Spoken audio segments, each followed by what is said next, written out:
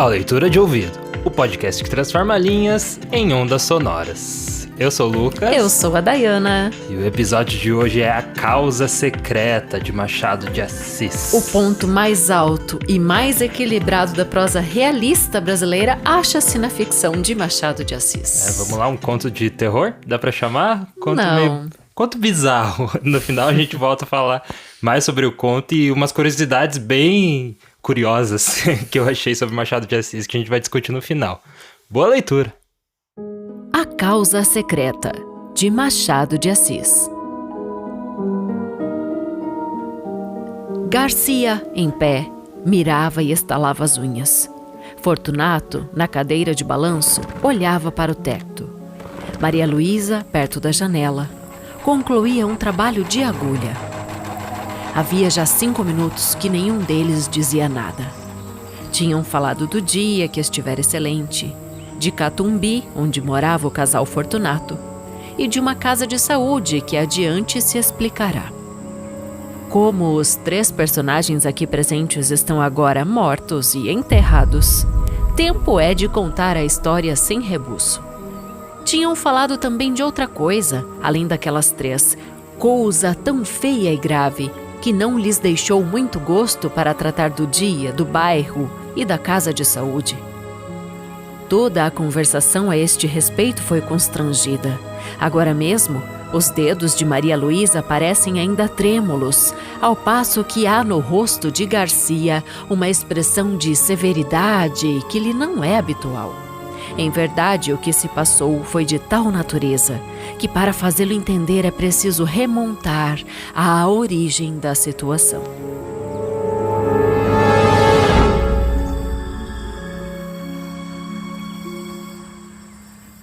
Garcia tinha se formado em medicina no ano anterior, 1861.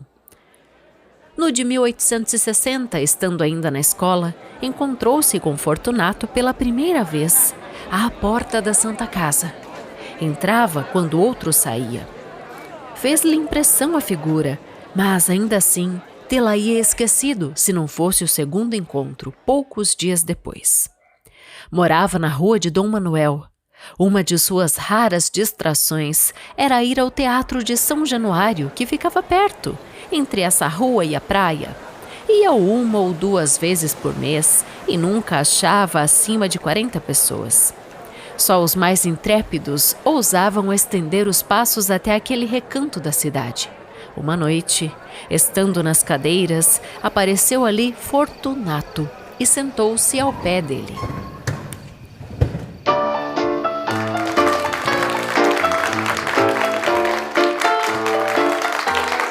A peça era um dramalhão cozido a facadas, ouriçado de imprecações e remorsos. Mas Fortunato ouvia-a com singular interesse. Nos lances dolorosos, a atenção dele redobrava, os olhos iam avidamente de um personagem a outro, a tal ponto que o estudante suspeitou haver na peça reminiscências pessoais do vizinho. No fim do drama, veio uma farsa. Mas Fortunato não esperou por ela e saiu. Garcia saiu atrás dele. Fortunato foi pelo Beco do Cotovelo, Rua de São José, até o Largo da Carioca. Ia devagar, cabisbaixo, parando às vezes para dar uma bingalada em algum cão que dormia. O cão ficava ganindo e ele ia andando. No Largo da Carioca, entrou num tílburi e seguiu para os lados da Praça da Constituição. Garcia voltou para casa sem saber mais nada. Decorreram algumas semanas. Uma noite, eram 9 horas. Estava em casa quando ouviu um rumor de vozes na escada. Desceu logo do sótão onde morava o primeiro andar, onde vivia um empregado do arsenal de guerra. Era este que alguns homens conduziam escada acima ensanguentado. O preto que o servia acudiu a abrir a porta. O homem gemia, as vozes eram confusas, a luz pouca. Deposto, ferido na cama, Garcia disse que era preciso chamar um médico. Já aí vem um, acudiu alguém. Garcia olhou, era o próprio homem da Santa Casa e do teatro. Imaginou que seria parente ou amigo do ferido, mas rejeitou a suposição desde que lhe ouvira perguntar se este tinha família ou pessoa próxima. Disse-lhe o preto que não, e ele assumiu a direção do serviço, pediu às pessoas estranhas que se retirassem, pagou aos encarregados e deu as primeiras ordens.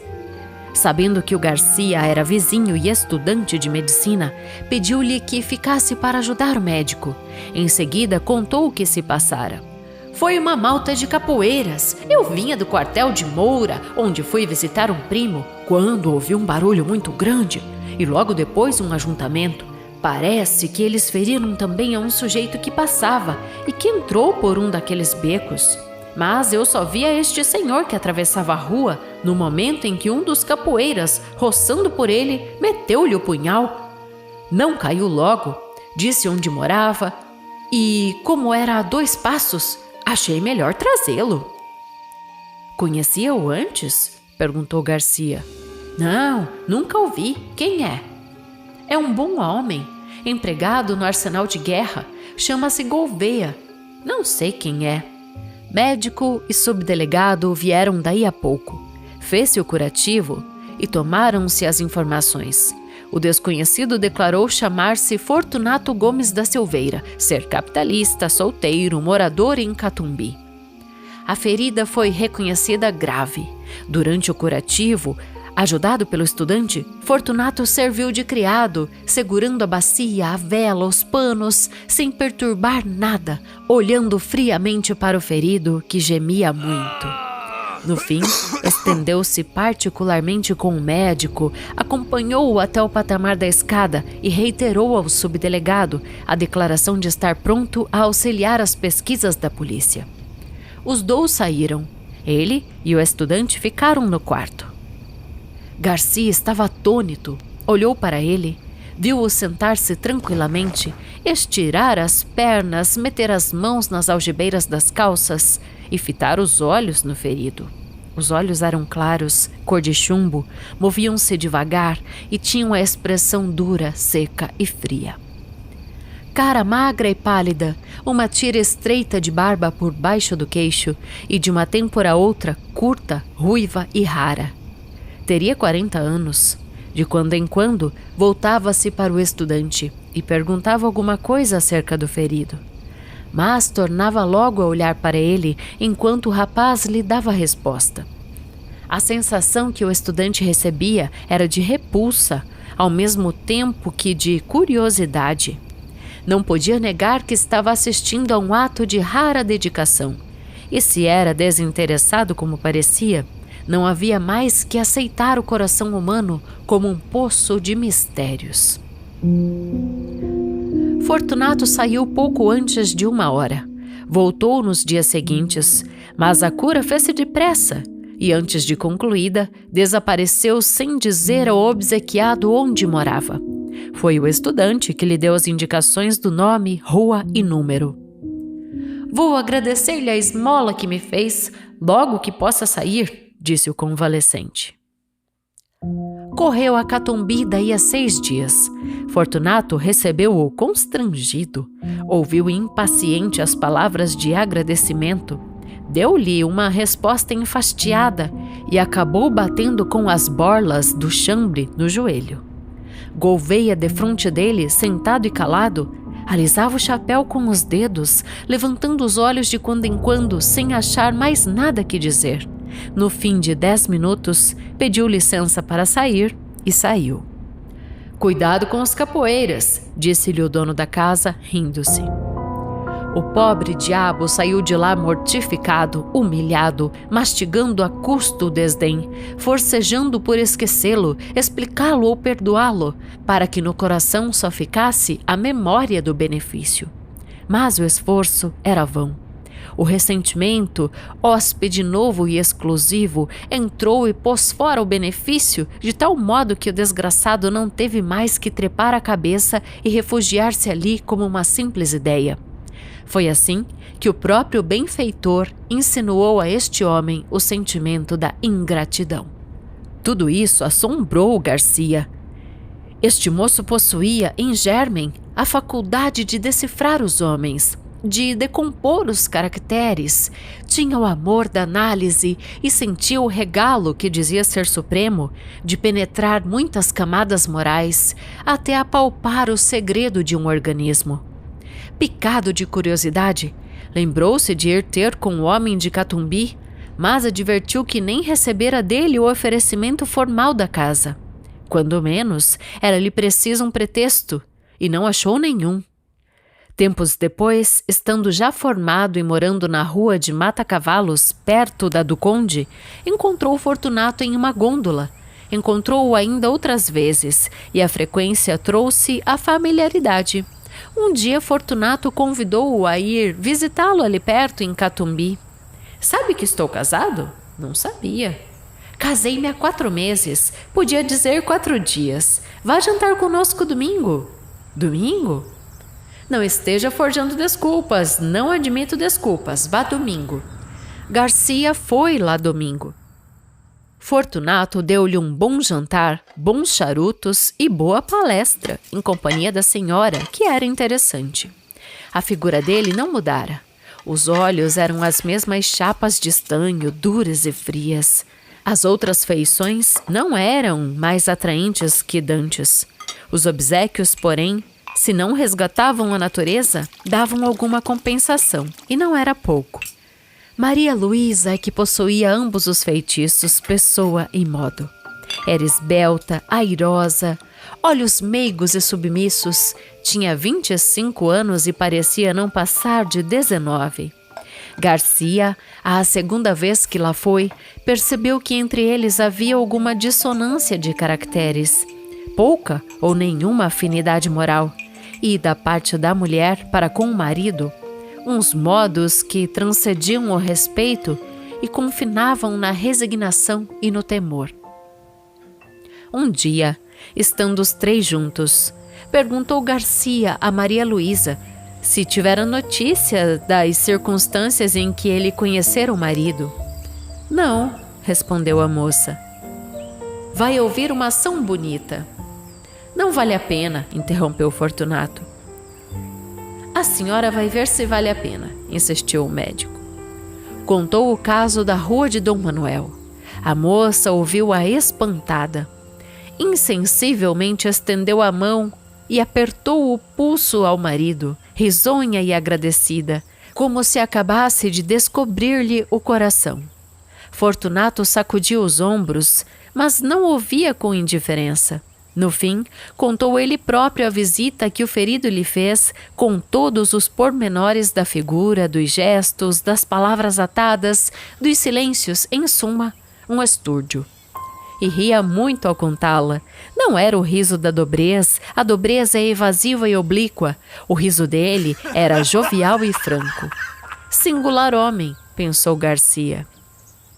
Maria Luísa ficou desconsolada com a zombaria do marido, mas o médico restituiu-lhe a satisfação anterior, voltando a referir a dedicação deste e as suas raras qualidades de enfermeiro, tão bom enfermeiro, concluiu ele, que se algum dia fundar uma casa de saúde, irei convidá-lo. Valeu? Perguntou Fortunato. Valeu o quê?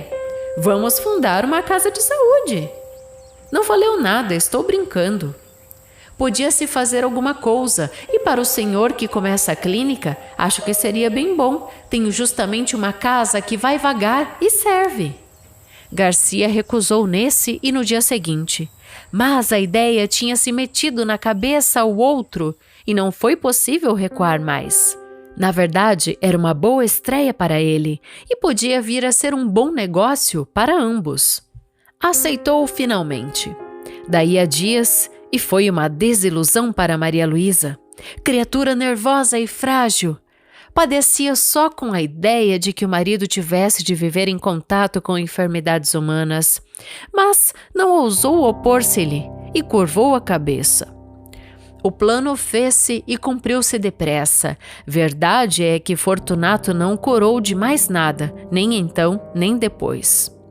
Aberta a casa, foi ele o próprio administrador e chefe de enfermeiros, examinava tudo, ordenava tudo, compras e caldos, drogas e contas.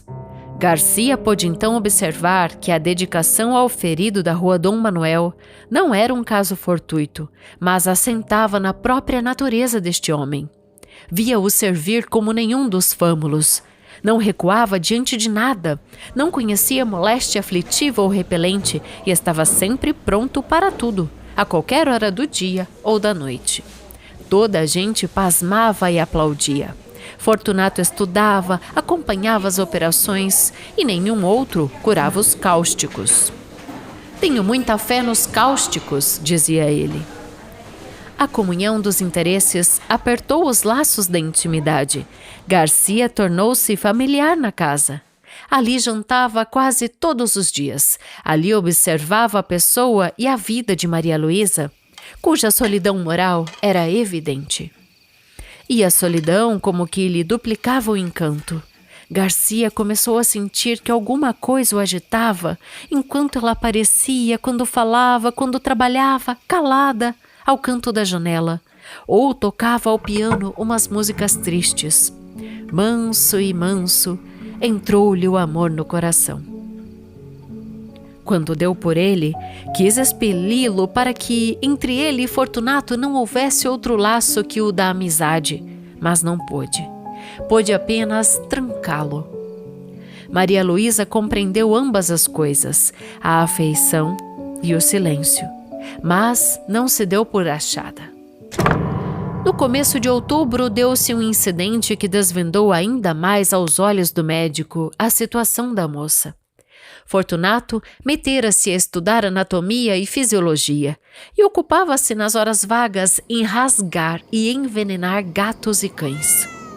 Como os guinchos dos animais atordoavam os doentes, mudou o laboratório para casa e a mulher, com pleição nervosa, teve de os sofrer. Um dia, porém, não podendo mais, foi ter com o médico e pediu-lhe que, como coisa sua, alcançasse do marido a cessação de tais experiências. Mas a senhora mesma... Maria Luísa acudiu sorrindo. Ele naturalmente achará que sou criança. O que eu queria é que o senhor, como médico, lhe dissesse que isso me faz mal. E creia que faz. Garcia alcançou prontamente que o outro acabasse com tais estudos. Se os foi fazer em outra parte, ninguém o soube. Mas pode ser que sim. Maria Luísa agradeceu ao médico, tanto por ela como pelos animais, que não podia ver padecer. Tossia de quando em quando. Garcia perguntou-lhe se tinha alguma coisa. Ela respondeu que nada. Deixe ver o pulso. Não tenho nada. Não deu o pulso e retirou-se. Garcia ficou apreensivo.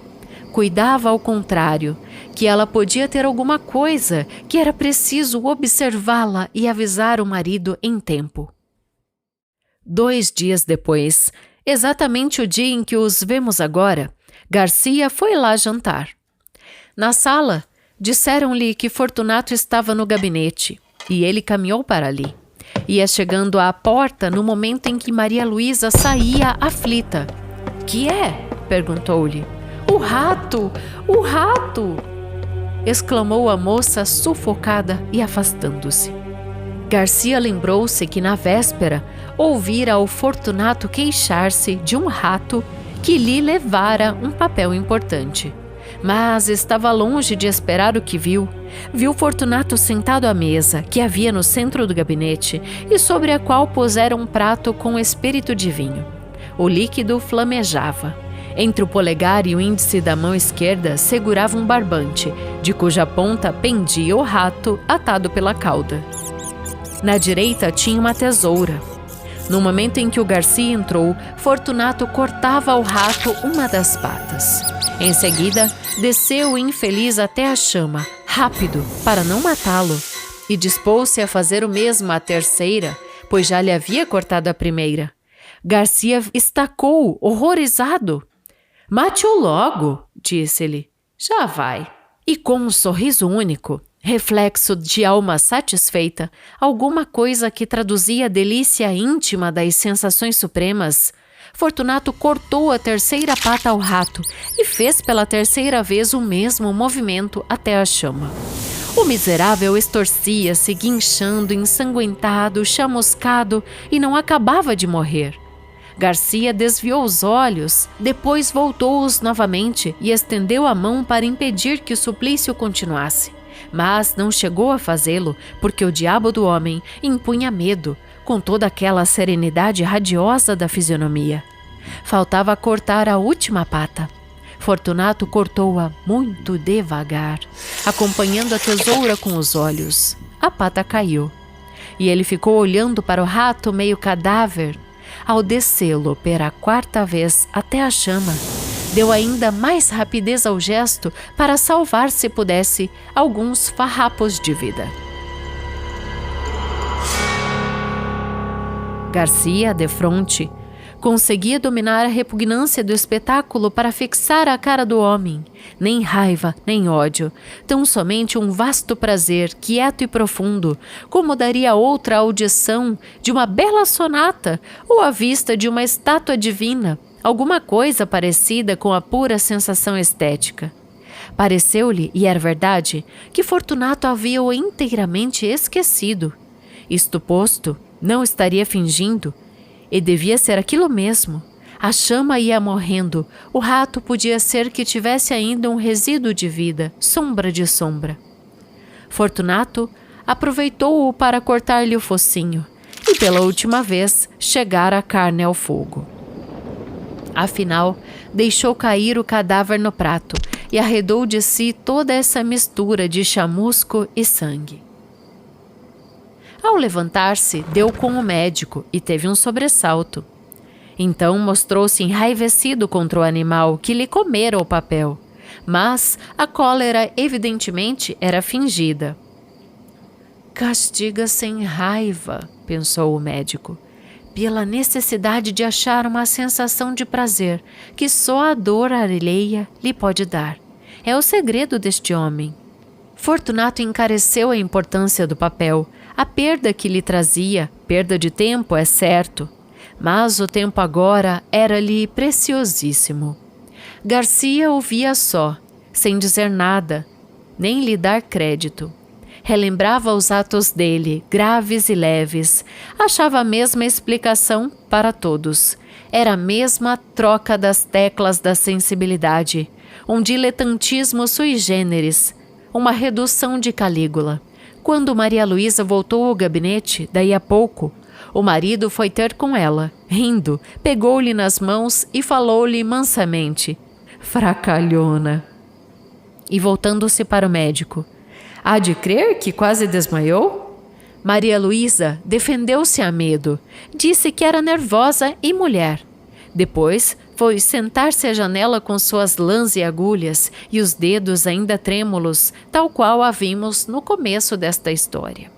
Hão de lembrar-se que, depois de terem falado de outras coisas, ficaram calados os três, o marido sentado e olhando para o teto, o médico estalando as unhas. Pouco depois foram jantar, mas o jantar não foi alegre. Maria Luísa cismava e tossia. O médico indagava de si mesmo se ela não estaria exposta a algum excesso na companhia de tal homem. Era apenas possível. Mas o amor trocou-lhe a possibilidade em certeza, tremeu por ela e cuidou de os vigiar.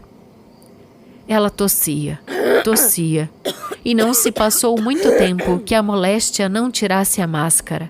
Era a tísica, velha dama insaciável que chupa a vida toda até deixar um bagaço de ossos. Fortunato recebeu a notícia como um golpe. Amara deveras a mulher, a seu modo, estava acostumado com ela. Custava-lhe perdê-la. Não poupou esforços, médicos, remédios, ares, todos os recursos e todos os paliativos, mas tudo foi em vão. A doença era mortal. Nos últimos dias, em presença dos tormentos supremos da moça, a índole do marido subjugou qualquer outra afeição. Não a deixou mais. Fitou o olho baço e frio naquela decomposição lenta e dolorosa da vida. Bebeu uma a uma as aflições da bela criatura, agora magra e transparente, devorada de febre e minada de morte. Egoísmo aspérrimo, faminto de sensações, não lhe perdoou um só minuto de agonia, nem lhes pagou com uma só lágrima, pública ou íntima. Só quando ela expirou é que ele ficou aturdido. Voltando a si, viu que estava outra vez só. De noite, indo repousar uma parenta de Maria Luísa, que a ajudara a morrer, ficaram na sala Fortunato e Garcia, velando o cadáver, ambos pensativos. Mas o próprio marido estava fatigado. O médico disse-lhe que repousasse um pouco. Vá descansar. Passe pelo sono 1 ou 2, eu irei depois. Fortunato saiu. Foi deitar-se no sofá da saleta contígua e adormeceu logo. 20 minutos depois acordou, quis dormir outra vez, cochilou alguns minutos, até que se levantou e voltou à sala. Caminhava na ponta dos pés, para não acordar a parenta que dormia perto. Chegando à porta, estacou assombrado. Garcia tinha-se chegado ao cadáver, levantara o lenço e contemplara por alguns instantes as feições defuntas. Depois, como se a morte espiritualizasse tudo, inclinou-se e beijou-a na testa. Foi nesse momento que Fortunato chegou à porta. Estacou assombrado. Não podia ser o beijo da amizade, podia ser o epílogo de um livro adúltero. Não tinha ciúmes, note-se. A natureza compô-lo de maneira que lhe não deu ciúmes, nem inveja, mas dera-lhe vaidade, que não é menos cativa ao ressentimento. Olhou assombrado, mordendo os beiços. Entretanto, Garcia inclinou-se ainda para beijar outra vez o cadáver. Mas então não pôde mais. O beijo rebentou em soluços e os olhos não puderam conter as lágrimas que vieram em borbotões, lágrimas de amor calado e irremediável desespero. Fortunato, à porta onde ficara, saboreou tranquilo essa explosão de dor moral que foi longa, muito longa, deliciosamente longa.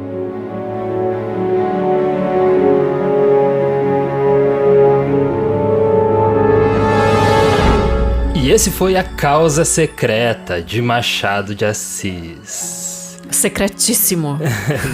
No final não ficou tão secreto. Tem muitos segredos nesse conto, Lucas, e eu estudei muito profundamente a análise desse conto, e nós vamos revelar alguns deles aqui. Muitos teóricos se debruçaram sobre esse conto, e eu vou trazer alguns desses argumentos aqui. Legal, então, começando ali, muito interessante essa característica do Machado de Assis. Não sei se tem outro texto, pra mim que tem outro texto dele, que é começar entregando o final, né? Sempre acontece. Então, no Machado de Assis tem outro conto que agora não me vem à mente, mas tem isso de ele começar falando que todo mundo ali já tá morto, né? Ele coloca isso, mas isso pra mim é mais uma das provocações de análise do conto. É uma incógnita ali. É uma incógnita. Ele não se preocupa em dar respostas, mas em fazer com que a gente acompanhe como leitor o processo de análise. É isso que eu observo. E ao longo aqui vamos explicar. Mas então, a gente começa com essa situação, né, de uma cena constrangedora entre esses 3 personagens que protagonizam o conto, que são o Fortunato, o Garcia e a Maria Luísa. Então, os 3 estão nessa cena muito constrangedora ali na sala, né? Sem saber o que conversar. Então, a gente tem essa situação e o narrador nos diz assim, é que aconteceu uma coisa tão feia. Uma coisa tão feia, uma cena tão grave, e eu vou ter que voltar para vocês entenderem por que eles estão assim. E já serve como ambientação, né? Ali ele já mostra o que cada um tava fazendo naquela hora, né? E daí, enfim, continua o conto contando a história do começo ali. E ele se propõe então a apresentar esses personagens. Então ele volta um ano antes. Naquele momento ali da sala, o Garcia já é um médico formado também, assim como o Fortunato, que é médico. Então nós temos 2 médicos, uma relação de amizade. E nós temos a esposa do Fortunato, que vem a ser revelado ali que existe um algo a mais, né? Existe um certo triângulo ali, mas sem revelar, né? Porque cada um sem segura revelar nada. Me o deu a impressão de sentimento. que não aconteceu nada, né? Mas vai saber. Posso segurar um pouquinho aqui, Claro. só pra falar aí pro nosso leitor de ouvido que tá ouvindo a gente aí no Spotify ou no YouTube, que a gente está fazendo um ao vivo agora, né, no Instagram. Então a gente tá ao vivo no Instagram gravando os comentários do Leitura de Ouvido. E se você não nos segue... Às 11h da noite de quinta-feira. Entra lá em @leitura de ouvido no Instagram e nos siga lá no Instagram também. Beleza? Fecha o parêntese, então vamos voltar para o conto. Então, essa volta às origens, esse um ano antes, começa com alguns encontros de coincidência, né, entre os 2 homens. Então, primeiro a gente tem aquela situação ali da peça de teatro, né, que é um dramalhão com muitas facadas, né, então a gente já tem ali uma situação onde o Garcia, então, que é o, digamos assim, parece que o narrador vai levando o Garcia como o cara certo da história, né? O cara politicamente correto, aquele assim que é um bom rapaz, ele é o good guy, né? Uhum. E, de repente, apresenta o Fortunato como um cara meio sinistro, né? Que aparece ali e ele entra e começa a se divertir com aquela situação da violência da peça, né? Você entendeu isso? Sim, é uma certa antecipação do conto, daí antecipação do que vai acontecer, né? E daí acontece algo na peça ali no final que daí ele prefere sair antes, né? Antes de terminar. Que é a parte da comédia, que se chama de farsa, né? Então, quando vai ficar engraçado, né? Quando acaba a parte de violência, de facadas e tal, ele sai, não interessa mais, né? Interessante. Daí ele sai pela rua e o outro sai atrás. Como é que é o nome dele? Desculpa. Garcia. Garcia. O Garcia sai atrás. Sai atrás e tal, e ele vai e o outro vai chutando os cachorros, dando bengalada no cachorro, né? E daí ali já fica uma pulga atrás da orelha sobre a índole, né, daquele personagem. Isso mesmo. Que comportamento é esse? Daí tem um terceiro momento, então, de violência, ou se de encontro, que é quando ele tá em casa, o Garcia, né, escuta um barulho e então vem um homem machucado e o Fortunato então se apresenta como médico e atende esse homem, que é o vizinho do Garcia ali da parte de baixo. E a gente tem essa circunstância de a amizade entre eles se estreitarem um pouco. Eles já tinham se visto num hospital uma vez, mas não tinham conversado. E ele começa a observar que aquele cara tá muito interessado enquanto o outro tá sofrendo, né? Então a gente tem mais uma situação ali.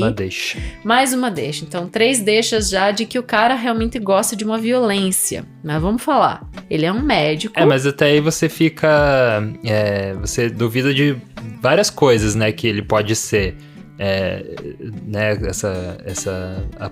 essa falta de empatia, né, e tal, você pode ser qualquer tipo de disfunção, assim, mental, né, que você vai imaginando que ele tem, mas daí ele não revela o que é em si, né, ele vai revelando depois. Então agora, Lucas, eu vou inserir uns fatos sobre o Garcia pra gente começar a pensar um pouco sobre esse personagem. Bem no começo do conto, logo em seguida disso, o narrador fala: o Garcia é um cara que decifrava as pessoas e penetrava nas camadas morais. Então, ele observa o movimento que a gente vai fazer de análise aqui, tá? Então, se o Garcia observava a tal ponto e seguia o Fortunato para ver o que o Fortunato estava fazendo, é porque ele também estava interessado em alguma forma, só que o interesse dele era outro. O interesse dele é aquele mais aceito pela sociedade. Então a gente não aceita tanto a violência, mas a gente aceita alguém que fica vigiando a outra de uma forma mais tranquila. Você não acha? Ele é tipo um analista comportamental, tipo um psicólogo, né, ali, assim, por trás da cortina, né, essa pessoa que gosta de analisar as outras, né, eu confesso que eu sou um pouco assim, de analisar, sabe, e analisar comportamentos e às vezes construir histórias na minha cabeça sobre aquela pessoa. Então, você usou essa palavra muito importante, né, análise, analisar, analista. Dizem os teóricos que A Causa Secreta não é um conto necessariamente sobre um segredo, mas é um conto sobre a análise. E eu vou chegar lá. Olha que interessante. Assim como o Dom Casmurro, né, o romance tão famoso do Machado, não seria sobre a traição em si, o ciúme, mas sim um romance sobre a dúvida, né? Capitu traiu ou não Bentinho? Então essa é uma dúvida grande. E aqui nesse conto ele traz também.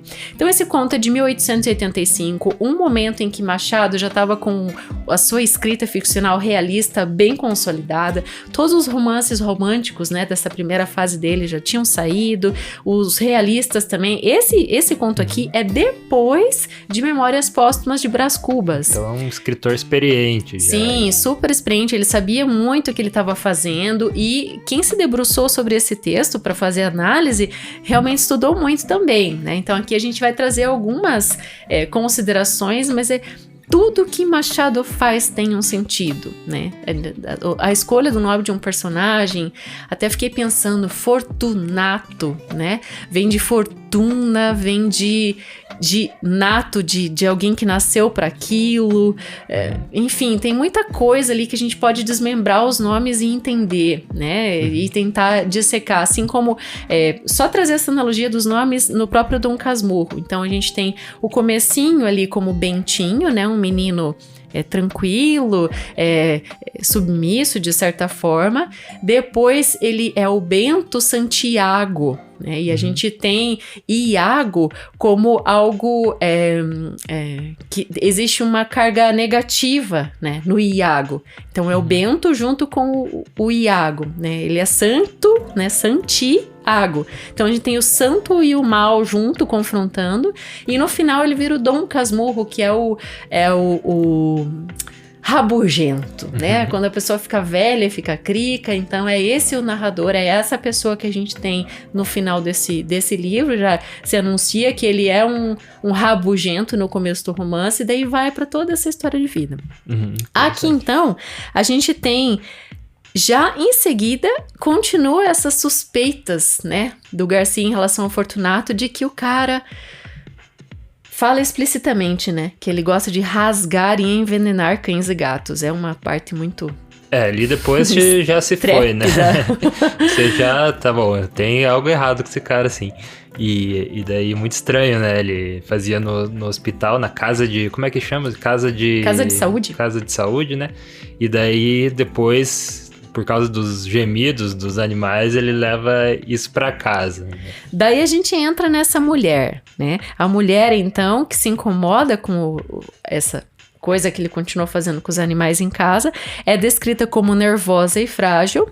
O Fortunato é descrito como olhos de expressão fria e dura, e o Garcia é descrito como o cara que decifrava os homens. E ele percebe que entre o casal, né, como ele decifrava, existia uma dissonância de caracteres, né? Eles não se dão tão bem assim, né? Enfim, e até que chega essa cena em que ele percebe... Essa cena do rato, que é tão marcante no conto, percebe que o amigo tem essa necessidade de sentir prazer pelo sofrimento do outro.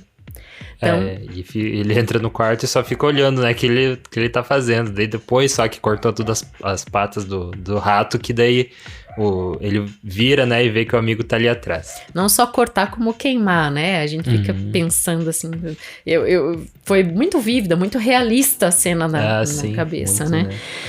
E essa atitude, então, né, de fazer tudo isso, é o que causa... Pensemos assim, né? Essa cena constrangedora do início do livro. Então, nesse momento, o narrador fala pra gente: lembra que eles estavam assim no começo do conto? É por causa disso aqui, né? Sim. Só que ele resgata mais. E depois a mulher já vai apresentando tosses, né? Até um pouco antes disso ela já apresenta essa tosse, e daí até ele usa a palavra, como é que é? Você lembra da palavra que... Tísica. Tísica, né? Que daí é a tuberculose, né? Doença tão famosa da época, que ceifou tantas vidas ali na época. E daí ela começa a apresentar essas tosses assim e vai ficando pior, né? E daí apesar de ele amar, o marido dela amar ela, ele também olhava com certo ainda prazer o sofrimento dela. O conto até fala que ele bebeu gota a gota, né? O definhar da esposa, né? Ele não saiu mais do lado do leito e, enfim, ficou ali até todo esse momento. Só que então a gente teve ali a revelação de que o Fortunato gosta de ver o sofrimento dos outros. Isso para um médico, né, você fica pensando, é a questão das moléstias do corpo e tal. Mas, daí agora, Lucas, eu quero inserir aqui o episódio do beijo, tá? Até algumas análises a gente tem o rato e o beijo, né? Porque a gente tem o episódio do beijo, depois que a Maria Luísa morre e o Fortunato sai para descansar e o Garcia se vê sozinha com o corpo daquela que foi sua amada, mas ele nunca possuiu, ou, né, imaginamos que não. E ele resolve dar o beijo nela, né? E o marido enxerga isso. Quando a gente vê a cena do rato, a gente pensa... E o próprio Garcia diz, então esse é o segredo desse homem, né?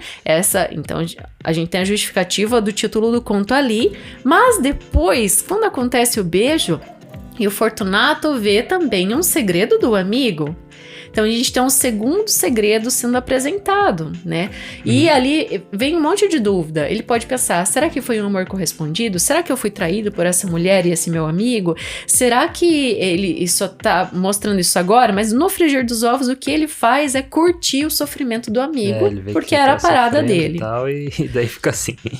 Mas aí, a gente tem, então, esse conto de análise por quê? Porque...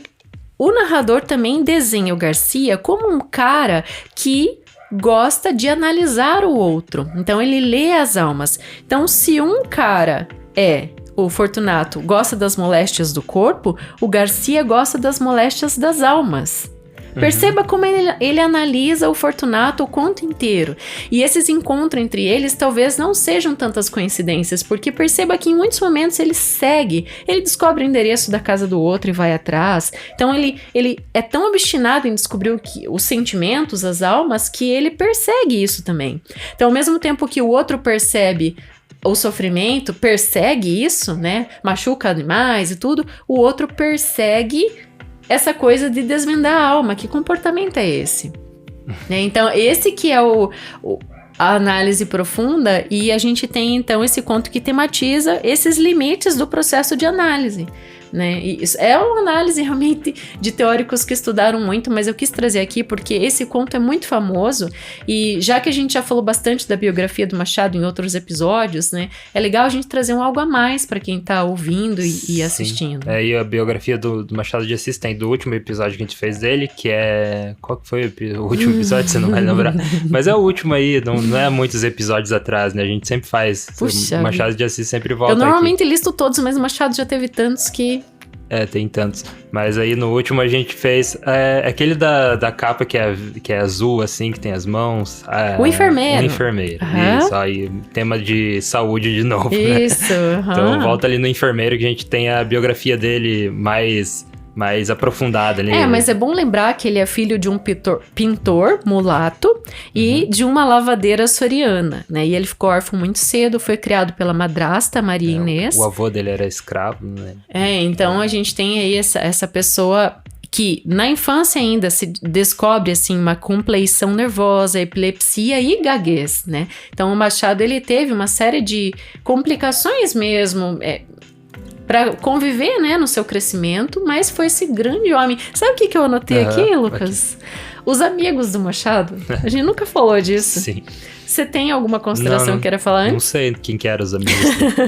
Não, então, eu anotei alguns, né? Mas é porque na vida literária, quando ele começou a trabalhar na imprensa, ele foi fazendo várias amizades. E são todos nomes, assim, muito conhecidos. Alguns, inclusive, a gente já trouxe aqui pro podcast. Que é o Casimiro de Abreu, o primeiro da lista, né? Dos meus 8 anos. Lembra? Um episódio lindo, poesia. Joaquim Manuel de Macedo, Manuel Antônio de Almeida, Pedro Luiz e Quintino Bocaiúva. Inclusive, o Quintino abriu várias portas para ele.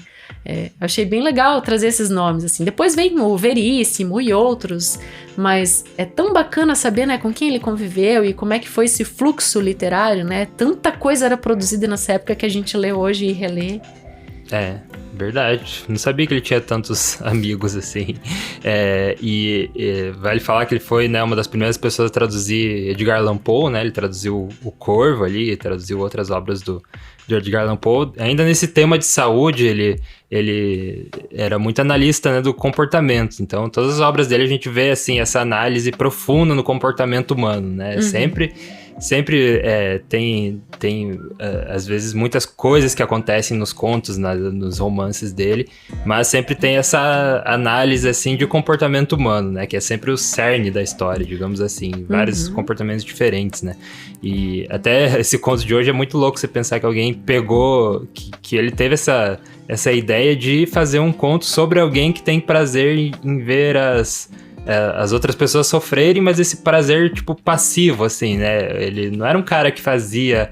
Bom, pros animais ele fazia o mal, né? Mas ele não era, tipo, um criminoso, né? Ele é um cara que tinha esse gosto maluco, assim, né? De olhar o sofrimento dos outros. E é muito interessante você ver que ele fez um conto sobre isso, né? Que é um assunto tão, assim, único, né? Mas ele desenhou também esse outro personagem que a gente não pode perder de vista, que tem prazer em observar o comportamento dos outros. Então tem esses dois lados da moeda. É um conto que tematiza esses limites da interpretação humana mesmo. E ali no livro Anjo Rafael, eles falam que ele previu uma doença mental, que o nome, atenção pro francês agora, Folie à Deux. Folie à Deux? Será que tá certo a pronúncia? Você que fala acho que sim. Francês, folie à deux. Que é delírio a dois, que é quando uma pessoa pega a loucura da outra por convivência, né? Então ele, nesse romance dele, no Anjo Rafael, ele tem essa relação da filha e do pai, né? Que ela é contagiada pela loucura do pai. E daí isso antes deles diagnosticarem essa doença como algo que existe mesmo, né? No mundo real. E ele também previu a forma de curar, né? Que é afastar a pessoa sã da pessoa com problema mental. Nossa. Então ele teve esse mais um lado de saúde aí, né? Que a gente vê que ele lida bastante com saúde também nas obras dele.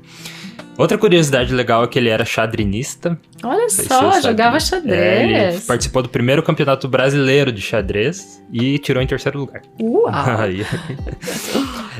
Tem algo bem engraçado que aconteceu, que na segunda edição da obra Poesias Completas, tinha uma frase lá no prólogo que falava...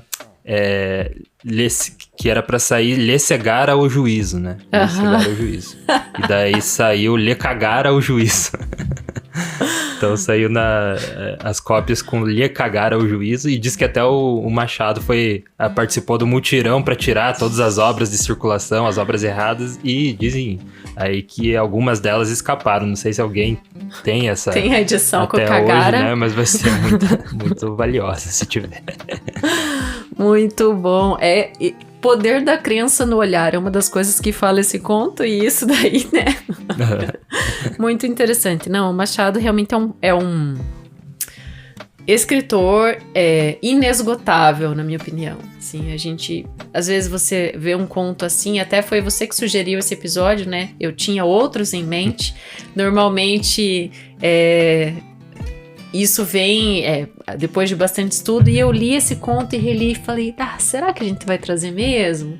Sei, mas é um dos mais famosos. Sim, vamos trazer. Ele é um conto que assim, ele demora, né, pra você... Ele tem uma certa construção ali de personagem, né? Então é tudo isso essa análise que você trouxe aí, que essa construção não é à toa, né, que ele fez. Então, às vezes, numa primeira leitura, ele pode parecer, assim, devagar, né? Mas ele é muito profundo. Então, ele é um conto mesmo para ser analisado e tal. Muito profundo, e os olhos do leitor saltam nesse conto, que cabe muito ao leitor também. Primeira leitura, pensei, mas se os 3 estão mortos, então vamos lá. Raciocínio lógico de quem gosta de policial também, né? Então, depois dessa cena ali do beijo que termina o conto, que ele vê o amigo, Ele mata o amigo, daí se mata. A mulher já tava morta, né? Então os 3 estão mortos, então termina assim, mas isso é o leitor que imagina, né? Não tá dito. Isso que é legal das obras, né, de grandes autores, que eles deixam esse final em aberto e trazem o leitor para participar, né, da trama, para você que vai deduzir ali no final das contas, né, o que aconteceu de verdade, né? Ninguém sabe, mas o leitor dá os seus palpites. Esse conto é muito sinistro. Precisa de muitas análises. É muito sinistro mesmo. E sinistros também, mas no bom sentido, são os nossos apoiadores. Sinistros são os que ainda não estão apoiando, porque a gente ainda não conhece. Carioca, não fala? Sinistro, mano. Não fala isso? Sei não, mano. Sei lá. Mano é paulista, né? Mas enfim, os nossos apoiadores são eles. Começa você hoje. Anderson Luiz Fernandes, Bibiana Dana, Bruno Guedes com o Grupo Danco, Cristianes Bastos Cota. Cristianes Bastos Cota, colocou mais um S no nome. Por causa do Bastos. Deixa eu falar direito. Então. Cristiane Bastos Cota. Cláudia Lubi, Denis Roberto da Silva Petuco, Kênia Garcia Bento Torquato, Letícia Lemos Gritti, Lilian Rinert, Raimundo Gabino dos Santos, Rosângela Marquesi, Sérgio Rico da Luz, Silvia Schmidt e Zenilda Ribeiro. Obrigado aí, apoiadores do Leitura de Ouvido. Obrigado a você que nos acompanhou até agora. Obrigado a você que está no Instagram vendo a nossa live aí.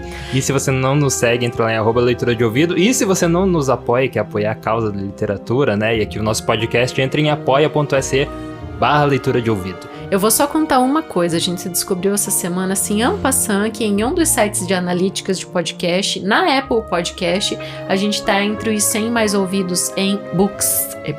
Então vamos chegar entre aí crescer, né? Chegar entre os 10 mais ouvidos aí em livros, né? E a gente precisa da sua ajuda para fazer isso. Então, e Apple Podcast ainda acho que não é o nosso principal canal, né? A maioria das pessoas vem pelo Spotify. Então você Uhum. provavelmente está nos ouvindo pelo Spotify, mas o importante é você nos ouvir, né? A gente tem mais coisa pra falar? Não, os recados da paróquia eu quero falar aqui, pra você nos apoiar, a partir de R$5 por mês, menos de 1 litro de gasolina, você já faz isso. Não compara com gasolina que você vai assustar as pessoas. Não, mas é que pra nós R$5 de uma pessoa já é tão importante a cada mês, né? A gente adquire muito mais oportunidades de implementar o podcast. A gente faz isso por amor, então vem com a gente, apoie o Leitura de Ouvido, apoia.se/leitura de ouvido. Entra lá e siga-nos no Instagram também. Valeu, galera do Instagram, valeu, galera do Spotify, do mundo dos streamings. E a gente se vê na próxima leitura. Eu que te falei. Te peguei agora. Hoje. Próxima semana. Hoje